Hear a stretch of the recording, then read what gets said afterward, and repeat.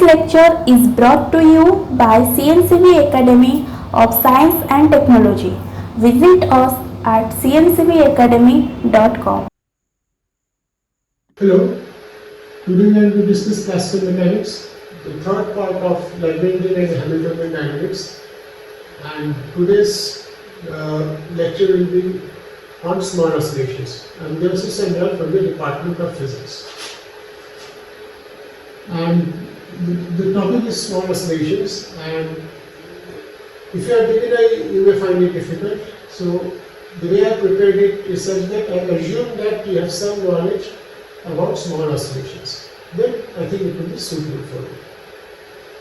So we are using generalized coordinates here, not the typical Cartesian coordinates. So it's the generalized coordinates, and we have a system, say, having S generalized coordinates. So the Lagrangian of the system can be written as kinetic energy minus potential energy. So this is the kinetic energy term. The kinetic energy term consists of this, what is called the mass matrix. So this, since we are working with generalized coordinates, it's not necessary that my mass matrix will be diagonal. Generally we are used to the mass matrix being diagonal. That is, there will be no cross terms like half m x square plus half m y square plus half m z square. But here the treatment is very general. So we have a mass matrix Mij, Qi, Qj. This is half. This is the kinetic energy term. And then we have the potential energy term, U, Qi. So it depends on the S generalized coordinates. And we are discussing small oscillations. And since we are discussing small oscillations, there will be an equilibrium position about which the oscillations will take place.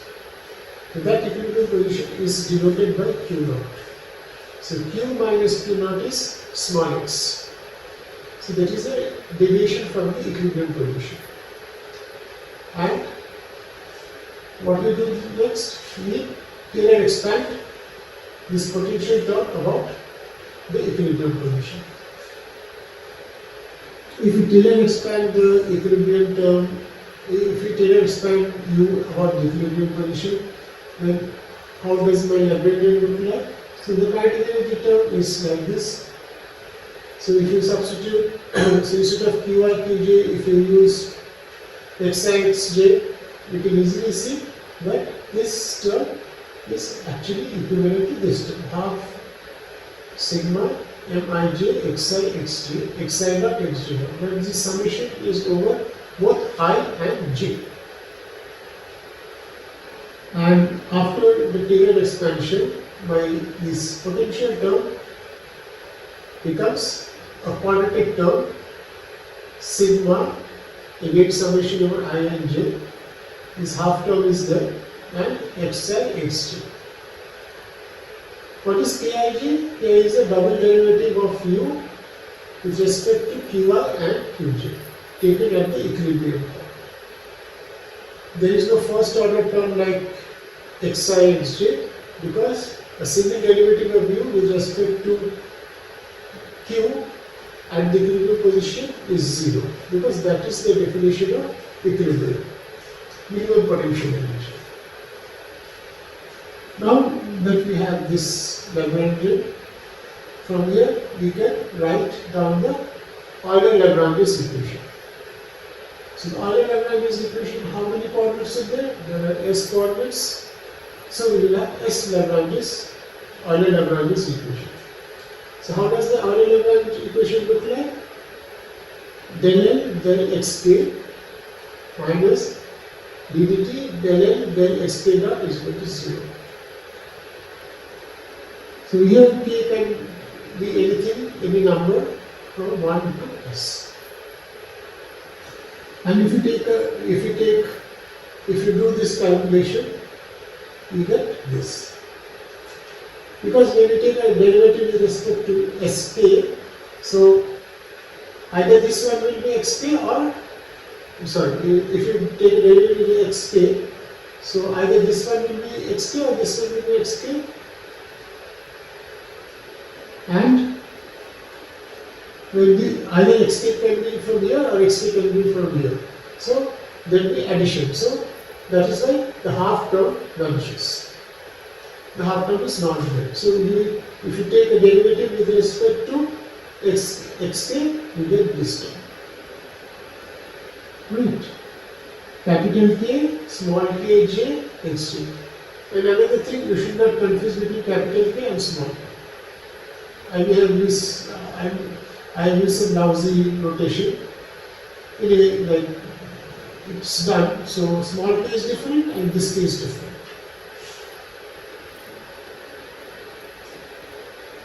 So this is what you get when you do this calculation. And when you do this calculation, you get this. Same way, when you take a derivative with respect to sk dot, then either this one will be xk dot or this one will be xk dot. So half plus half, you get 1. So nkj xj double. So this is the Euler-Lagrange equation. Now we are dealing with small oscillations. So we will look for oscillatory solution. So what we say that xj, aj is the amplitude corresponding to this coordinate xj, e to the power I omega t. If you substitute this here, then you will immediately come across this. Here the summation is over j. There is no summation over k here. Right? So k, there is no summation over k, only summation over j is here. Whereas here the summation is over both I and j. So once we substitute this in that Euler-Lagrange equation, what we get is this immediately. So this one comes from the kinetic term and this one comes from the potential term. Right? So here, so there are s such equations. So this is one equation. So if you just substitute k is equal to 1, we have one equation. This is an algebraic equation. If you substitute k is equal to 2, we have another equation. If you substitute k is equal to 3, we have another equation. So on and so forth. So we have s equations. And for each equation, there is a summation over j. Okay, so it will vary from j will vary from 1 to s. So what you have here is so for each equation, then each k defines a row. Each k defines a row. So we have s such rows, and obviously we have s rows and s columns. So this what we get. What we have here is a S by S matrix. Okay, so what we have is a S by S matrix, and for this A is to have non-trivial solution. We know that for A is to have non-trivial solution, the determinant of this matrix should be 0. Okay, the determinant of this matrix should be 0. Otherwise, if this is 0, it guarantees that A will have non-zero values. Otherwise, if this is not 0, then all the A's will have 0 values and the solution will be a trivial solution. And if this determinant for this matrix has to be 0, S by S matrix, then if you solve for omega square will have S values. For this S by S matrix, this omega square will have X values, S values. Omega square will have S values, omega will have S values, because I am going to ignore the negative root. So this gives us, this determinant gives us S values for omega. Now, for each value of omega is denoted now by alpha. So we have S values. So say if I take one particular value, so that will be denoted by alpha. So I can write x j alpha. Okay, so x j alpha. So I'm using two indices. J corresponds to the coordinate, and this corresponds to the frequency. That will be a j alpha. So this is the amplitude corresponding to the frequency alpha into e to the power I omega alpha t. So this is the particular solution. Now this Aj alpha can be obtained from this equation by, so what if I put the value of omega alpha in this equation, in this set of equations, then I will get Aj alpha. Okay, I will not get Aj alpha an exact value, but I get the ratios between different Aj alphas. So I will have a very good idea about what Aj alpha will be like. So Aj alpha, I can write it as a product of some new, N stands for new Aj alpha times B alpha.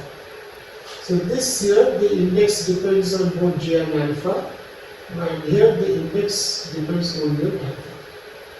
So I am writing Aj alpha as A n J alpha times B alpha. And if I just put it here, then this B alpha times e to the power I omega alpha t. This is a simple harmonic motion, and B alpha can be complex number. If B alpha is a complex number, that means it has a modulus and it has a phase. That means B alpha determines the amplitude of this oscillation as well as the phase of the oscillation. But one thing you can see that for different j's, so if alpha is fixed, for different j's, if I take a ratio of say Aj alpha and another say a n alpha, then the ratio remains, the ratio between Aj alpha and an alpha, and the ratio between an j alpha and an alpha remains the same, because this factor is common. Right. So B alpha is maybe a complex number. When it's a complex number, it determines the phase as well as the amplitude of the oscillation. So B alpha e to the I omega alpha t has a name which is called the normal coordinate. And this, you can see the normal coordinate is oscillatory in motion. Okay, so it is decoupled. So all these alphas now, so alpha can have the values 1 to s. This by definition is simple harmonic motion. So we have now s coordinates. We have s coordinates determined by theta alpha. The theta alpha looks like this, which are independent harmonic oscillators. And such coordinate is called normal coordinate. And here I have different, so I have here defined Aj alpha as A mu J alpha into B alpha. But the ratio between Aj alpha, between different for same alpha,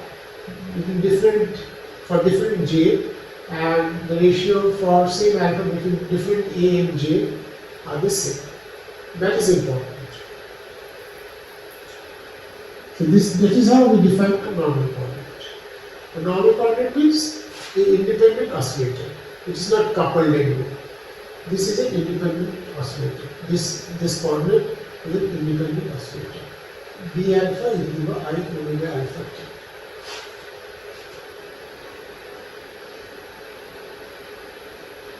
And so what is the general solution? The general solution is xj is equal to A n j alpha into theta. So this is the normal coordinate. So I can write xj as a superposition of linear superposition of normal coordinates. Or so j has s values.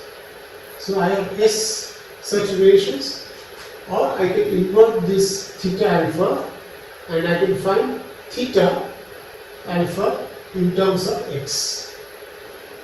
That is how I can find out the normal coordinate. So what is the normal coordinate in terms of x if I inverse the relation?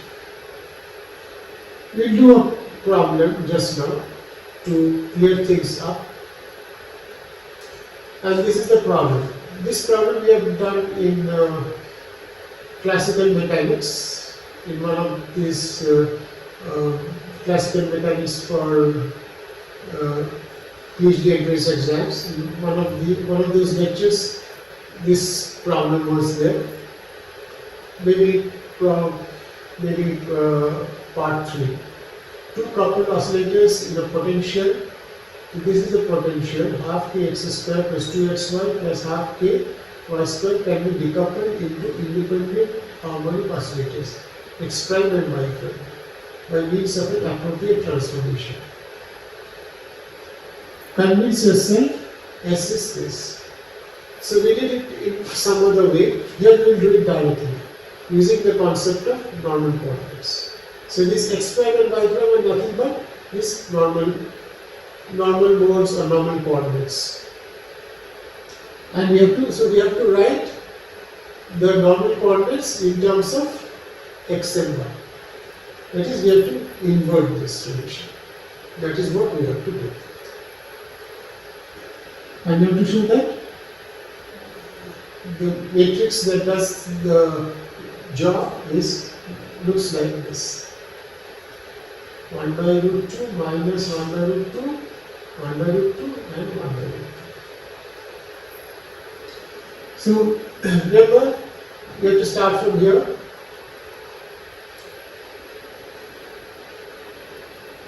Okay? So this is the equation. We have two equations because here we have 2 degrees of freedom, and from there we try to first find out the omega square. So what is this is the mass matrix. Here the mass matrix is diagonal. Fine. What is the K matrix? The K matrix is K, 1, 1. So this K matrix is for this K matrix. So this is your K, this is K11, this is K22, and one thing I forgot to tell you that, this Mij and Kij, they are symmetric matrices. That is, if you interchange I and J, nothing changes. Mij and Kij, they are symmetric matrices. Now that you know it, so look at this. So xy will be 1 plus 1. Xy, yx. Right? It will be 1 plus 1. That is half 1 plus 1. And that's why it is 1 and 1. 1 comes from K12 and this is K21. K22 is K and this. So from here the secular determinant is this. Remember the determinant of this. So if I take, say, k is equal to 1, then n11 is n and k11 is k. Then I go to 2, so k, then after that I go to start from j is equal to 1, then I go to j is equal to 2, then it becomes m12 is 0 and k12 is 1. Right? k12 is 1. So next we go to the next equation also. You can just satisfy yourself that for the next equation these are the coefficients of the A's. This is the coefficient of A1 and this is the coefficient of A2. And now this has to be 0. If this has to be 0, so this has to be 0 in order to have non-trivial solution. We get 2 alphas, 2 omegas, omega squares. Omega square alpha, so I have denoted the 2 values as alpha and beta. So one will be k minus 1 by n and other one will be k plus 1 by n. So omega square alpha is k minus 1 by n and omega square beta is k plus 1 by n. K plus 1 by n. So substituting, so we will know we have found out the eigen frequencies, or these are the frequencies of oscillation of the system. So we will substitute one of these values in one of the equations.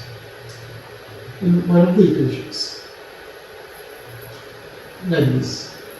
In one such equation we substitute.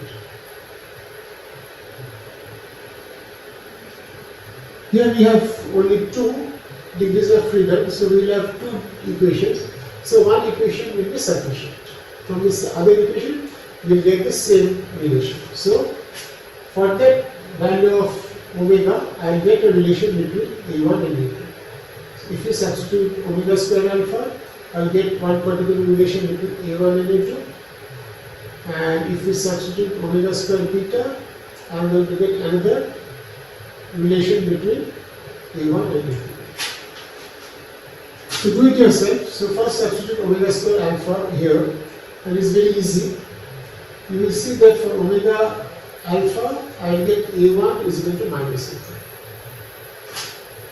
Right? And for omega beta, I will get A1 is equal to A2. Now let us put A1 is equal to minus A2 is equal to A. Fine. And for here, for omega, I put this A1 is equal to A2 is equal to B. So this is only for omega beta, this relation is valid. And for omega alpha, this relation is valid. So I have two different A and B. So immediately I will get this relation x. So x is equal to, so this is for, so I am writing the general solution. So general solution will be the linear superposition of the two oscillations, theta 1 and theta 2. So theta 1, so I am taking theta 1 to be e to the power I omega alpha t. Theta 1 is e to the power I omega alpha t, and theta 2 is e to the power I omega beta t. So this is my A and this is my B. That is so. Then for Y, also will be linear superposition of these two normal coordinates. But here the coefficient will be minus A, and here the coefficient will be B, exactly like this. And remember, I have taken this B alpha to be 1 here, it does not matter here, because we want to find that, because the ratio remains the same between AN1 and AN2 also. This is the relation between AN1 and AN2 for the omega beta. This is the relation. That's it. So x is equal to A theta 1 plus B theta 2, y is equal to minus A theta 1 plus B theta. So you can invert it easily. You will see theta 1 is equal to 1 by twice A x minus 1, and theta 2 is equal to 1 by twice B x plus 1. And now if you put A is equal to 1 by root 2 and B is equal to 1 by root 2, then immediately you will get, so from here, so we will get this matrix. We put A is equal to this and B is equal to this. We get this. Check this.